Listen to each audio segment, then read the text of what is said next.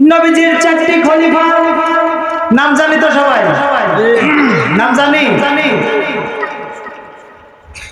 হযরত আবু বকর সিদ্দিক রাদিয়াল্লাহু তাআলা আনহু, ওমর রাদিয়াল্লাহু তাআলা আনহু, উসমান রাদিয়াল্লাহু তাআলা আনহু এবং আলী রাদিয়াল্লাহু তাআলা আনহু, এনারাই হচ্ছে নবীজির চারটি খলিফা। ঠিক কিনা?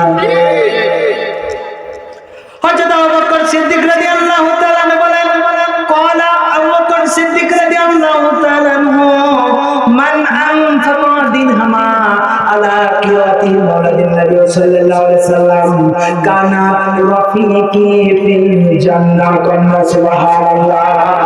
হযরত আবু বকর সিদ্দিক রাদিয়াল্লাহু তাআলা বলেন, যে ব্যক্তি নবী সাল্লাল্লাহু আলাইহি ওয়াসাল্লামের প্রতি মিলাদুন নবী সাল্লাল্লাহু আলাইহি ওয়াসাল্লামের প্রতি 1 দিরহাম অর্থ খরচ করবে, সে আমি আবু বকরের সাথে জান্নাতে প্রবেশ করবে। সুবহানাল্লাহ। পাইলাম আবু বকর সিদ্দিক রাদিয়াল্লাহু তাআলা নবীজির ফজিলতের মিলাদের ফজিলতের বয়ান করেন।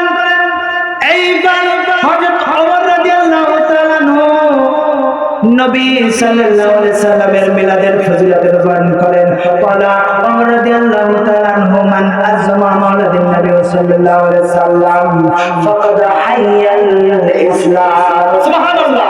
হযরত ওমর রাদিয়াল্লাহু তাআলা বলেন, যে ব্যক্তি নবীজি সাল্লাল্লাহু আলাইহি ওয়াসাল্লামের প্রতি সম্মান প্রদর্শন করবে, সে যেন ফাকাদ হাইয়াল ইসলাম, দিন ইসলামকে জীবিত করলো। সুবহানাল্লাহ। আছে কি নাই? মিলাদের কথা আছে কি নাই?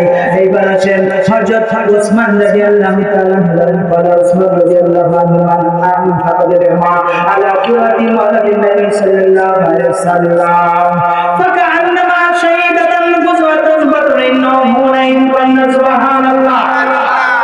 হযরত উসমান রাদিয়াল্লাহু তাআলা বলেন, যে ব্যক্তি নবী সাল্লাল্লাহু আলাইহি ওয়াসাল্লামের মিলাদের প্রতি সম্মান প্রদর্শন করবে এবং 1 দিরহাম অর্থ খরচ করবে, সে কি হবে? সে যেন উহুদ এবং বদরের যুদ্ধে, হুনাইনের যুদ্ধে যেমন শরীক হয়ে গেল। কন্যা সুবহানাল্লাহ। ফজিলতের বয়ান আছে না নাই? আরো জোরে। হযরত আবু বকর সিদ্দিক রাদিয়াল্লাহু তাআলা আনহু পাইলাম, ওমর রাদিয়াল্লাহু তাআলা আনহু পাইলাম, উসমান রাদিয়াল্লাহু তাআলা আনহু পাইলাম। এইবার আসেন হযরত আলী রাদিয়াল্লাহু তাআলা আনহু কি বলেন? কারণ এমন আলী যে নবী সাল্লাল্লাহু আলাইহি সাল্লাম বলেন, আনা মাদিনাতুল ইলমি ওয়া আলিউন বাবুহা। কান্না সুবহানাল্লাহ। নবী বলেন, আমি হচ্ছে ইলমের শহর, আর সেই শহরের দরজা হচ্ছে আমার আলী। সুবহানাল্লাহ। কারণ বিলাদের বাদশাহ আলী। সুবহানাল্লাহ। এইবার আলী রাদিয়াল্লাহু তাআলা বলেন, ক্বালা আলী রাদিয়াল্লাহু আনহু কারামাল্লাহু ওয়াজহু, মান আযমা মাওলাদিন নবী সাল্লাল্লাহু আলাইহি ওয়াসাল্লাম ওয়া কানা সাবাবান লিকুরতি মাওলাদিন বিল ঈমান ওয়া দুখুলুল জান্নাতা বিগয়রি হিসাব। ওয়া সুবহানাল্লাহ। হযরত আলী রাদিয়াল্লাহু তাআলা বলেন, যে ব্যক্তি নবী সাল্লাল্লাহু আলাইহি ওয়াসাল্লামের প্রতি সম্মান প্রদর্শন করবে এবং মিলাদ মাহফিলের করার জন্য উদ্যোগ গ্রহণ করবে। আমার বাড়িওয়ালা মেয়ের ভাই অনেক সুন্দর করে নবীজির প্রেমের বাগান ফুটিয়েছেন। এই রকম বাগান যে ফুটাবে, সে ঈমানের সাথে দুনিয়া থেকে বিদায় হবে। সুবহানাল্লাহ। শুধু তাই নয়, ওয়াদখুলুল জান্নাতা বিগয়রি হিসাব, বিনা হিসাবে জান্নাতে প্রবেশ করবে। সুবহানাল্লাহ। নবীজির মিলাদ মানতে চায় কি চায় না? ওলি আল্লাহর পক্ষে থাকতে চায় কি চায় না? যারা ওলি আল্লাহ মানে না, নবী মানে না, তারা সরাসরি বেঈমান, সরাসরি বেঈমান, সরাসরি বেঈমান।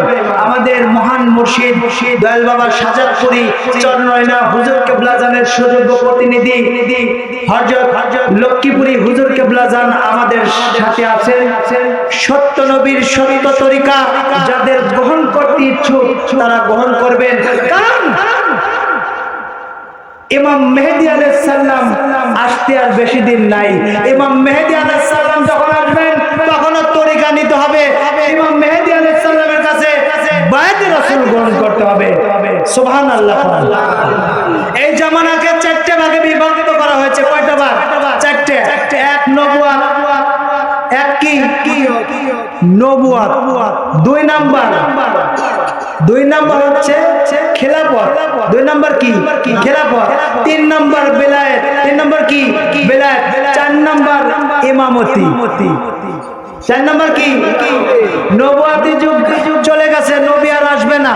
নবুয়তি যুগ কি আর আছে? খেলাফতি যুগ নাই। খেলাফতি যুগ ইমাম আবু বকর, ওমর, ওসমান এরা কিন্তু শরীয়তের দৃষ্টিতে নাই। ইমামতি যুগও কিন্তু চলে গেছে। এখন আমরা বেলায়েতি যুগের পরে আছি, ওলি আল্লাহর কদমে আছি, ঠিক কি না? আরেকটা যুগ আসবে, সেই যুগ হচ্ছে ইমাম মেহেদী আলাইহিস সালামের যুগ, যা ওই ইমামের কাছে বায়াতে রাসূল গ্রহণ করতে হবে। সুবহানাল্লাহ বলেন। এই জন্য আমার মহান মুর্শিদের সুযোগ্য প্রতিনিধি লক্ষ্মীপুরী হুজুর কেবলা জান আমাদের সাথে উপস্থিত আছেন। যাদের সত্য নবীর সত্য তরিকা গ্রহণ করতে ইচ্ছুক তারা গ্রহণ করবেন। বললাম ভাই, মানলে ভালো, না মানলে আরো ভালো। কারণ তরিকা আল্লাহ রাসূলের, আপনি মানবেন না। সমকালীন যুগ থেকে যত নবী রাসূল আছে, সব নবী রাসূলকে যারা মানছে তারা সাহাবী ঈমানদার, যারা মানে নাই তারা বেঈমান কাফের, ঠিক কি না? চাপাবাজি করার জন্য আসি নাই, আল্লাহ রাসূলের চাপাবাজি করার জন্য আসি। সঠিক ইসলামের দাওয়াত পৌঁছা দিতে আসি। আপনি মানলে ভালো, না মানলে